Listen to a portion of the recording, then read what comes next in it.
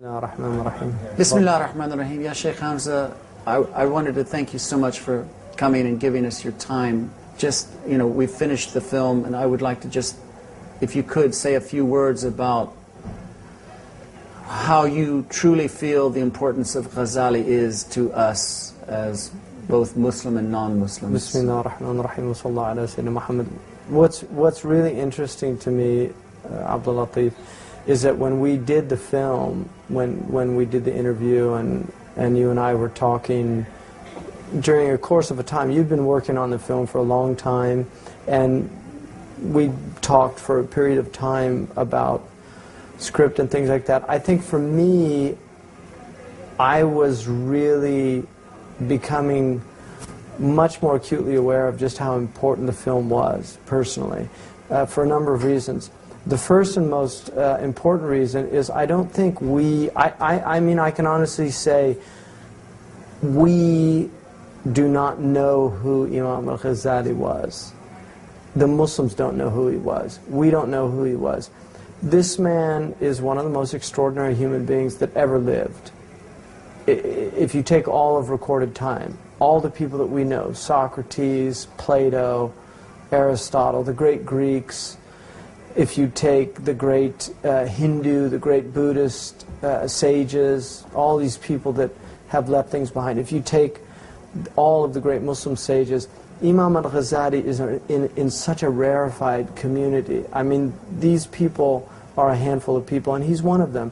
And knowing him at a deeper level, I think, is really important for the Muslim community, but I think it's also incredibly important for the non-Muslim community as well, because this man is speaking to all of us. Imam Al-Ghazali is speaking to the world, and he's speaking to every man and every woman, and his voice is a voice that has been drowned out in the modern world. It's the voice of the sage. Imam Al-Ghazali talks about the three elements of the soul that are in every human being: the pig, the dog, and the sage.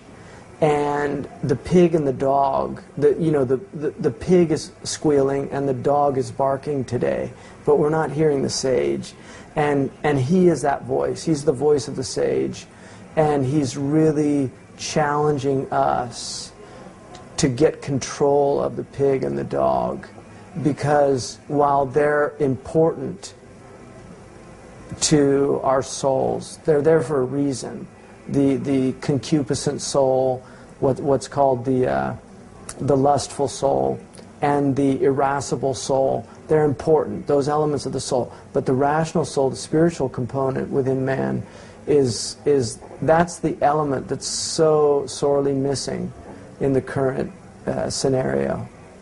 So in terms of the spiritual development of man, do you think that Al-Ghazali's life is the epitome of that search? Well, one of the things that Imam Al-Ghazali did is that he really introduced a concept, even though, I mean, the concept has been there from the start. He introduced it in a way that's really quite unique in the Muslim tradition. He introduces the concept of the wayfarer, the Sadiq. And he extends that concept beyond the Muslim community. He literally describes the entire planet as wayfarers, that we're all wayfarers. And this is essentially, in the Christian tradition, it's the voice of Dante. Dante's Divine Comedy is really about the wayfarer, that you are on an individual journey to God. And Dante's talking about himself. In the middle of my life, I found myself in a dark wood, and I was lost. And then he talks about the leopard, the lion, these elements of the soul. And then he goes through hell, because you have to go through hell, the hell of the world. And then to realize what the world is calling you to, if you answer the call of the world. And then he goes to the mountain of purgatory, and that purification that has to take place. But it has to be an active, it has to be a conscious effort. There's a great scene in the Purgatorio where I think his name is Castello. He's a singer, and Dante loved him, when he was in the world. And he says, sing me a song, because he loved his voice. And Costello begins to sing, and all of the pilgrims that are about to embark on the Mount of Purgatory, to ascend this mountain, they all become completely entranced. And suddenly Virgil runs, when he's seeing this happen, he runs and he says, what are you doing? You're not here to do this. This is what you left behind. You've got this huge mountain. You're not here to entertain yourselves anymore. It's a wonderful moment in the Purgatorio that is really at the root of what Imam Al-Ghazali is, that Virgil character. He's coming and he's shaking you out of your sleep, and he's saying, wake up. You've been sleeping too long. You've enjoyed the sleep for too long. It's time to wake up, because if you don't wake up now, you're going to wake up to a nightmare. And that nightmare is that you've wasted your life. And that's why Imam Al-Ghazali, to me, has an immediacy. When I read, and I read him literally, I've been reading him almost every night. And he's got an immediacy. He makes me, and the beauty of it is, he talks about his own, how he was putting off the journey. That he was struggling within his own soul. He was putting off the journey. So he's telling you, look, I was doing this, and then God forced it upon me. He took away my ability to speak. And that was my livelihood. Because he was a genius, and he was brilliant. And then the other thing about Al-Ghazali that really strikes me is he was a master of so many fields, and his books are still the definitive books in those fields. His book on constitutional law, which is called al-Mustasfa, which is really usul al-fiqh, it's the methodology of legal derivation. It's still considered the acme of the Islamic legal tradition. It really is. And that's his book. That's one aspect of his life, that intellectual endeavor. So Imam Al-Ghazali was writing in that. He wrote, and it was new, it was original. His teacher, Al-Juwayni, was an original thinker, but Imam Al-Ghazali extended that thought. And one of the things that he really disdained was the imitative mind. He did not like taqlid. He did not like this idea of blind imitation. He was challenging people, think for yourself. You need to, this has to be true for you. It can't be true because your father told you it's true. It can't be true because your society tells you it's true. It has to be true for you. And the only way it's going to be true for you is if you take it seriously enough to think about it. So that's what he's doing. This is in fact a result of his first crisis, which was one of doubt and skepticism, I think. That's what he went, the dark night of the soul.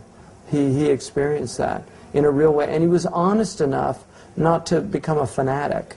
Because what many people do when they have that crisis is that they either lose their faith or they become fanatics. Because the fanatic is somebody who, his zealousness will create such internal agitation that his soul is never still enough to have the doubts. That's the born again, but without having experienced. Well, the first birth didn't take place.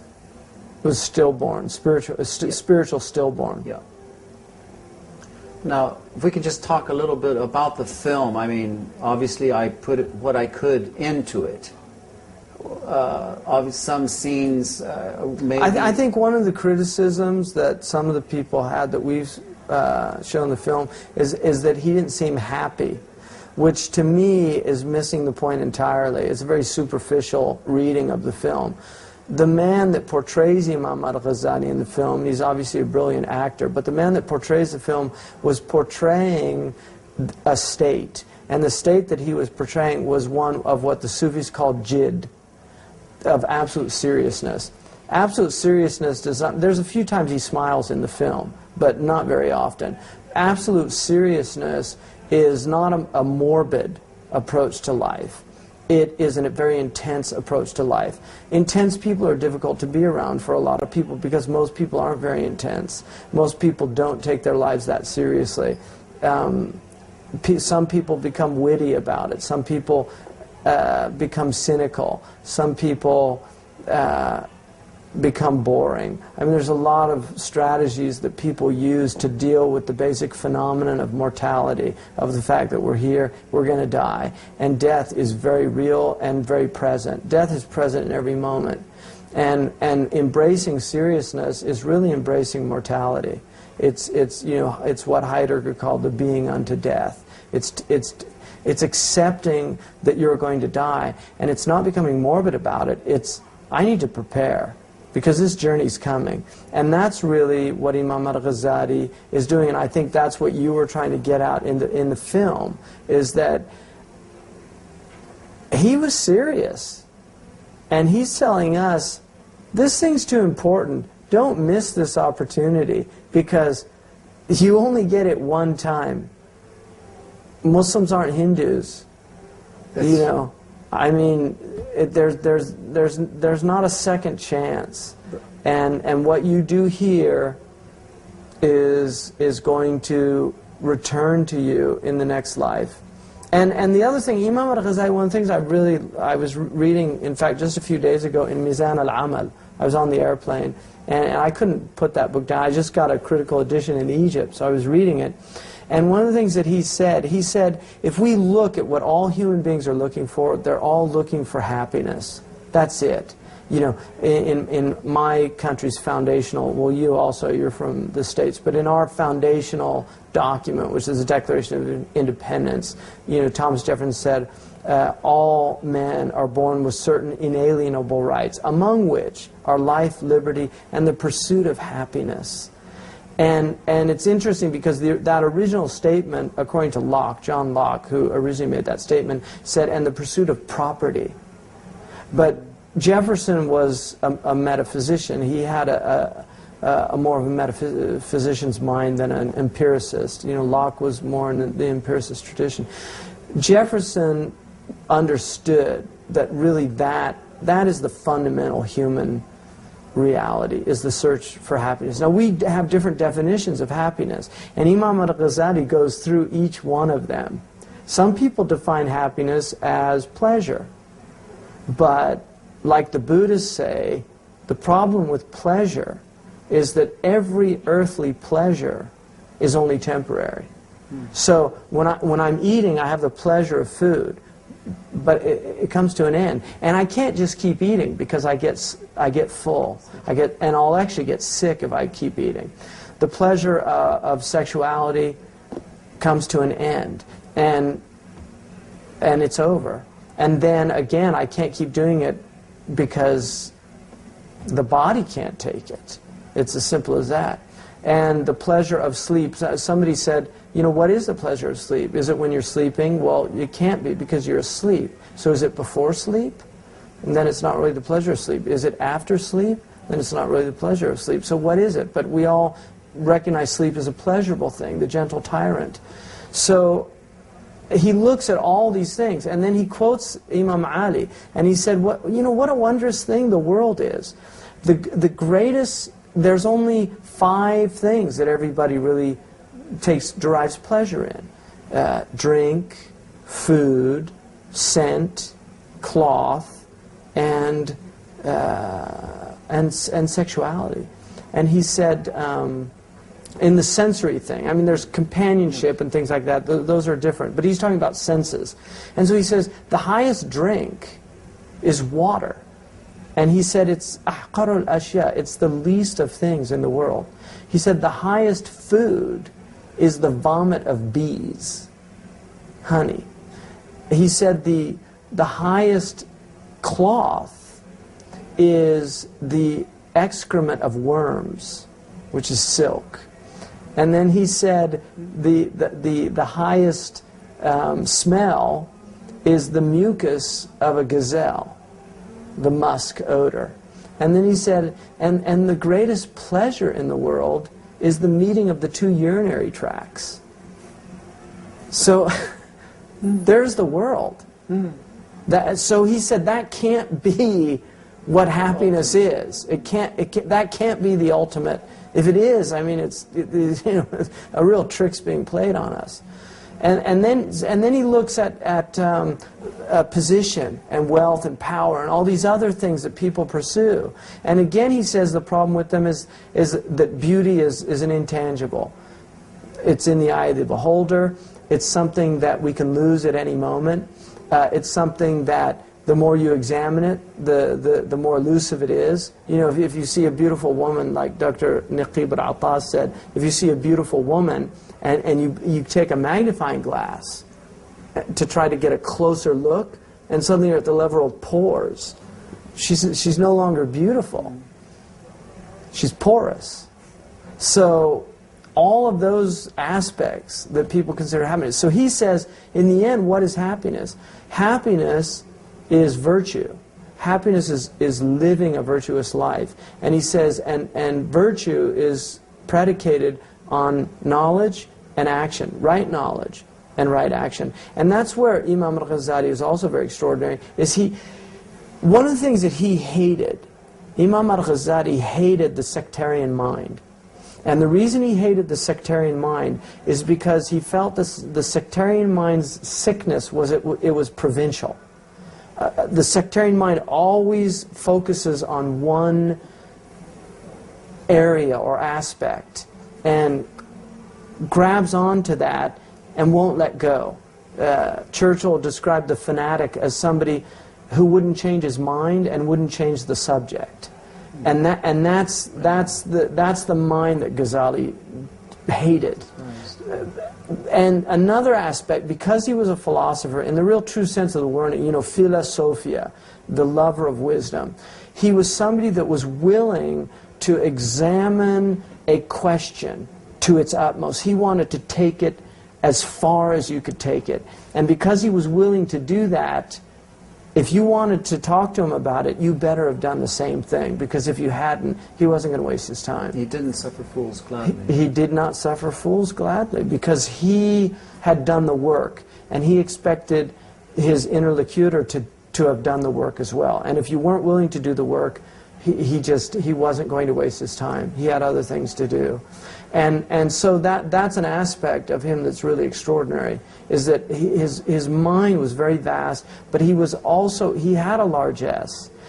He wanted to understand all of these different groups, the botanist and the materialist and the philosophers. In fact, some people criticized his book Maqasid al-Falasifa, which is the ends or aims of the philosophers, because they said that he had understood them so well and then facilitated their thought by explaining them better than they could themselves. So he, in turn, allowed people to have access to their ideas that would not normally have access to their ideas. So he was actually criticized for making the Greek philosophical thought easier to understand. And that was that was a particular genius that he had, of really being able to clarify things. So he says, if happiness then is knowledge and action, he says what's really intriguing is, for the otherworldly happiness, it's the same. So whether you want worldly happiness or otherworldly happiness, they both are predicated upon knowledge and action. And he said, because people that don't have knowledge are always pursuing things that will lead to unhappiness, because they don't have knowledge. Most people, you ask most people in the world, what do you want? People will always tell you means. They'll never tell you ends. They'll say, I want money. But then if you press it a little further, well, why do you want money? So I can do what I want. Well, why do you want to do what you want? So I don't feel I'm having any constraints. Well, why don't you want to feel like you're having constraints? Because I want to feel free. Well, why do you want to feel you're free? Well, I want to be happy.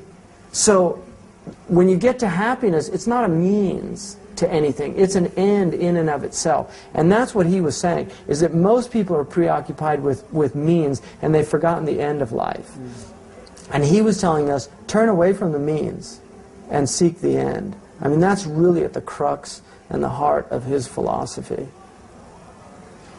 Now, in the film, I tried to show that as a result of his position and at the time that he was living, a lot of people sort of put him in a position of they were looking up to him, and he started taking on a kind of persona that wasn't truly who he was, and he became, I guess, that's arrogant. The arrogant, right?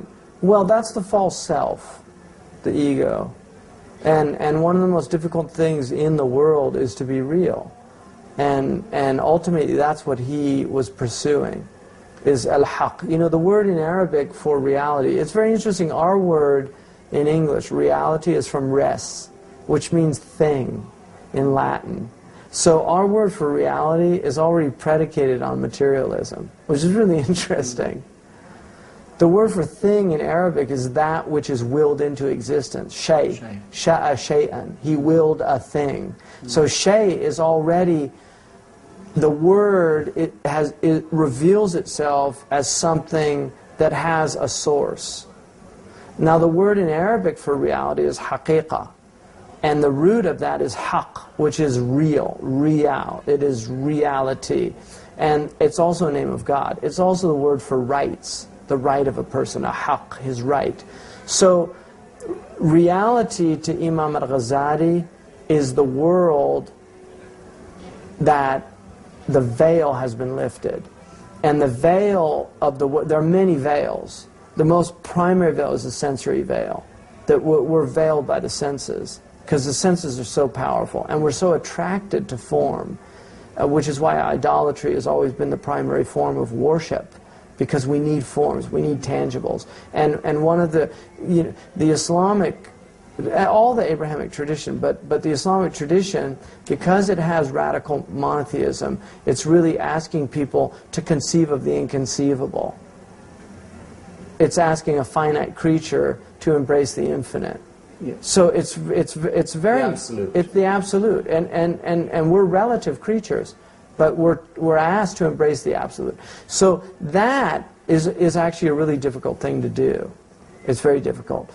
So his desire to achieve truth, reality, to really have those veils removed, that's what he was about. And his book, Munqidh min al-Dalal, he mentions several times that this takes work. The Confucianists have one of their primary texts is called Knowledge Painfully Acquired.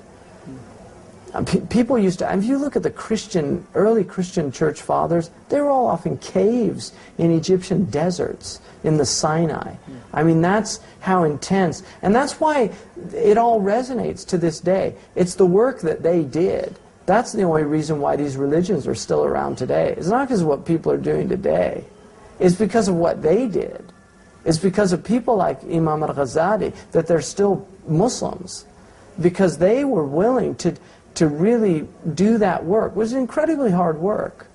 It's hard work, but that's the nature of reality. Imam Al-Ghazali has a wonderful, it's a very short letter that he wrote called Al-Anqa, and the Anqa is the phoenix. It's the western phoenix, the Anqa Maghrib. It was a bird that they believed only appeared once every 500 years.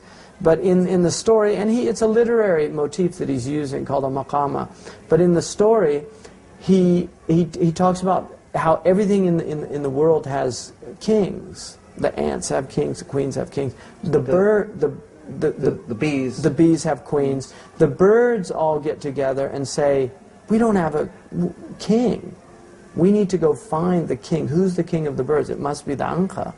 And so they all set out to find the bird. It's an incredibly difficult journey.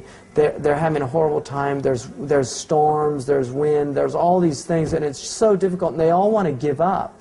But they keep going. They help each other, and they support each other. That's the idea of the ecclesia in Orthodox Christianity, the church, the minyan in Judaism, the jama'ah in Arabic. It's the community of believers. It's this idea of people actually helping each other, reminding each other to stay on the spiritual path, because it's so easy to fall away. One of the wonderful things about birds is that when they fly in their winged migrations, when they fly in these formations. The first one, his wings, their movement creates an actual space in the air that makes it lighter for the next ones. Those then work their wings that makes it lighter for the next ones. The ones at the very ends have a very light trip. So what they do is they rotate. And it enables them to make transcontinental migrations. They literally cross the ocean. People forget that birds cross the ocean. But they do it working together. And that's the metaphor that he's using to search for God. That this is a collective work. It's private work. Each one's doing his own job. But it's also a collective work. And this is the fraternity of the brothers and the sisters that are willing to do that work and to help each other and to know that not only are they going to stumble on the path and trip, they're also going to have doubts on the path. There's a lot of things that are going to happen. But in the end, what's beautiful in this is that the birds, when they finally meet the phoenix, and they're like, look how we've struggled. And the phoenix says, do you think I would have invited people that weren't willing to make those those difficulties? And they're all like, well, we did it ourselves. See, that's still the ego. The ego hasn't given up. The last thing to go, according to Imam Al-Ghazali, is love of leadership. It's the ego. It's the me. I did this. Look at me. I'm right at the door of God. And he says you can't get in until you give even that up. And so he mapped it out. And now the other thing that's very profound about Imam Al-Ghazali, I think, is that he's reminding us that this is science. It's science. This is experimental science. You want the results? Just replicate the experiment and you'll get the same results. You want to know God? Here's the path. I've mapped it out for you. Set out on the journey. I promise. Man sara ala dar wasal. If you set out on the journey, you'll arrive.